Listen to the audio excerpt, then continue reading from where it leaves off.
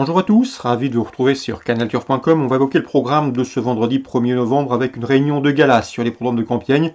Outre le quintet, nous aurons notamment des listed, sans oublier le grand steeplechase de Compiègne. Concernant le quintet, le prix céréaliste, voici ma sélection pour ce handicap. J'ai placé en tête le 4, Déporte-toi, un cheval qui n'a jamais terminé plus loin que 5e depuis ses débuts. Mieux encore, il affiche 5 podiums en 7 courses courues. Il vient de se classer 4e d'un quintet référence sur cette piste et s'annonce redoutable. On lui posera le numéro 1, Boy Royal, qui lui aussi a prouvé qu'il fallait compter avec lui à ce niveau de compétition. 5e du quintet référence, prix de Beaune sur ce parcours au mois de septembre. Il a également été jugé digne de courir le prix Renault du Vivier l'an dernier. Le terrain lourd ne lui pose aucun problème. Alain Couetil lui déniche toujours des engagements favorables, même si ici il devra composer avec le top weight. C'est également un choix prioritaire, le 4 et le 1. Le 2, Guadulou, a couru 6 fois, déjà 3 victoires pour lui. Un cheval qui vient de faire une bonne course de rentrée après 9 mois d'absence. Deuxième, ici, pour ses débuts dans les handicaps, il ne saurait être négligé. Le 7, Bonaparte Sizing, a terminé 4e sur ce tracé en début de mois, ou plutôt début octobre, le mois dernier, il y a un mois. Sachez également que le terrain lourd, eh bien, c'est sa tasse de thé. Ajoutez à cela qu'il débute dans les handicaps avec une valeur a priori correcte, des plus correctes. Numéro 7, Bonaparte Sizing, un bel outsider. Le 3, Zarisk, a échoué dans le quintet référence de le prix de Beaune, mais depuis il a remis les pendules à l'heure puisqu'il a gagné le quintet prix des coins à Auteuil. Bien que remonté de 8 livres sur l'échelle des handicapeurs, il a également une bonne carte à jouer pour une place. Je retiendrai ensuite le 6, des Aguaderos qui effectue une bonne course de rentrée à Nantes, mais hélas, ces deux dernières sorties dans les quintets eh bien, ont été décevantes puisqu'il a été arrêté à 2 reprises au mois d'avril. L'objectif pour lui est d'être opérationnel pour le meeting azuréen, c'est-à-dire à Cagnes-sur-Mer, ce spectacle. Ici, je l'envisagerai pour une place. Le 5, c'est dans cette épreuve Eden Conti. Eden Conti qui manque d'expérience, certes, mais le cheval compte déjà 3 victoires en 5 courses courues. Le terrain lourd, eh bien, il y possède des références.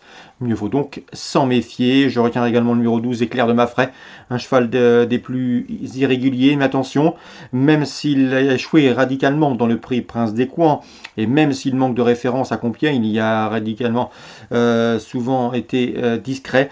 Eh bien, ce cheval a toutefois déjà brillé dans les handicaps et à mon avis, c'est un outsider sympathique pour une 4e, 5e place à Bellecote. Donc, nos partants sera le numéro 9, December. Résumé chiffré, 4 As 2, 7, 3, 6, 5 et 12 pour ce quintet du vendredi 1er novembre. Le grand steeplechase de Compiègne, on en parlait, dans cette compétition groupe 2. J'aime beaucoup le 706 Amy Manera, qui n'est autre que la tenante du titre. Elle se plaît à Compiègne, 10 podiums pour elle en autant que course courue, mais également 4 victoires. C'est son jardin. D'autant que le terrain lourd également, eh bien, lui convient à merveille. Le 702 The Stomp, son compagnon de couleur et d'entraînement, il est paré de la casaque également de Jean-Claude Rouget, eh bien, l'a devancé dans le prix de Jim Pro, mais également dans le prix de la Gascogne, les préparatoires à ce grand steeple, sur cette piste de Compiègne.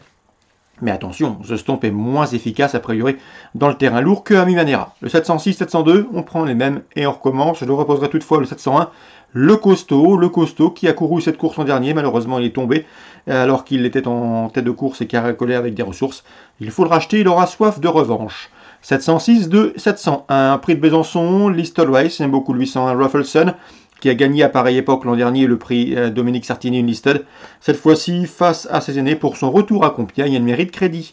Attention également au 903, Faucon du Bosque, qui pour sa course de rentrée et pour ses débuts sur le steeple, courant septembre à Auteuil a pris une bonne 3e place, à mon avis, est le lot dans ses cordes de 903, Faucon du Bosque.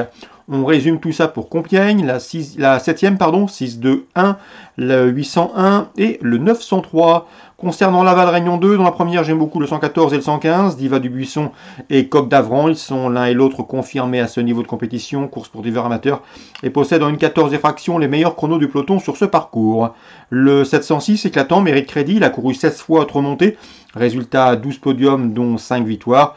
A priori, ici, ce 5 ans devrait une nouvelle fois se mettre en évidence.